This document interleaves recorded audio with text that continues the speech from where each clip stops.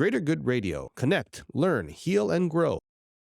So the Pure Heart Challenge, I guess, was, I spent a good amount of time just kind of hibernating at home. I didn't want to go out, see people or whatever. It's kind of embarrassing too, right?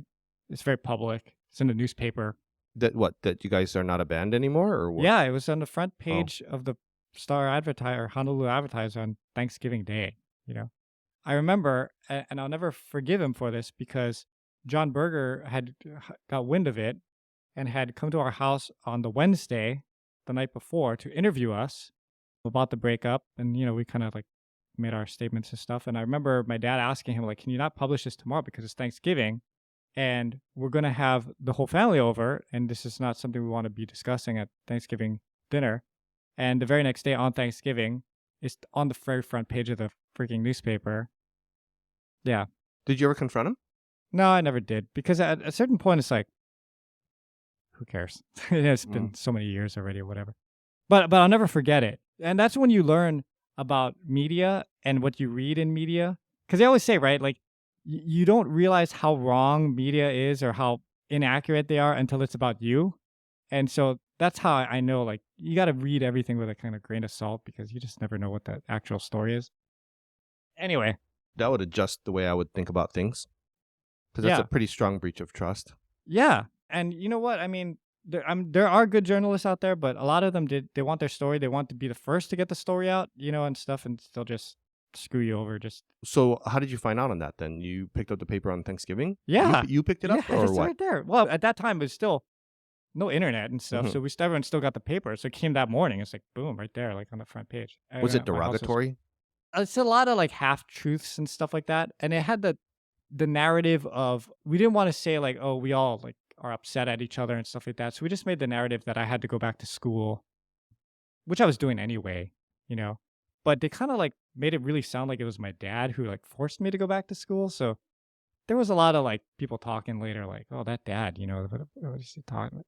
So he kind of took the brunt of it for So is that like sensationalized or just misinterpreted or what? Or yeah, just, a little or bit. maybe worse. Yeah, a little bit misinterpreted, I guess, I mean, they try to they take both narratives and they try to make it into a story, and some of it's just not super accurate. But so let's say that you're at a dinner party then. Yeah. And that dude was sitting right in front of you. I've talked to him since then, and I've never brought it up. I act like nothing's happened, but... Oh, so he doesn't even know? He probably doesn't know, yeah.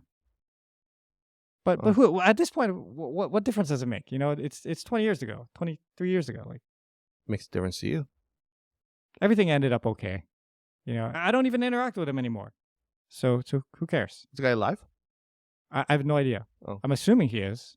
It would be interesting if he didn't even know. Like, he had no clue. Then you find out later, like, you know what I mean? Like, holy crap, that's the effect I had, and I didn't mean that. And you know what I mean? That'd be an interesting one.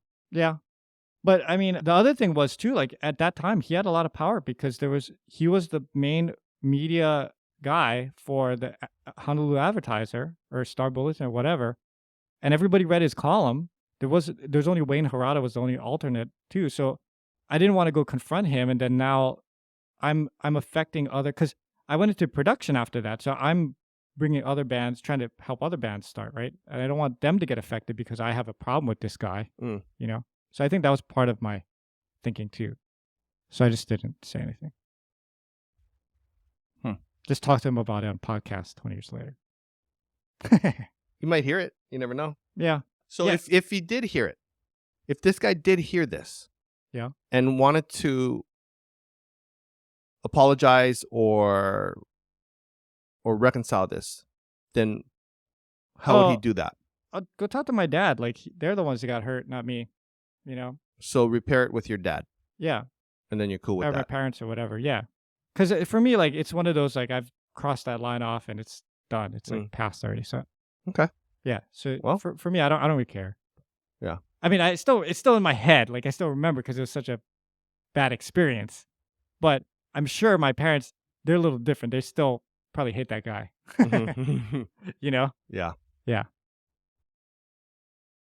If you resonate with Greater Good Radio, please join our community at www.greatergoodradio.com, where you can get access to exclusive content and offerings. Hope to see you soon.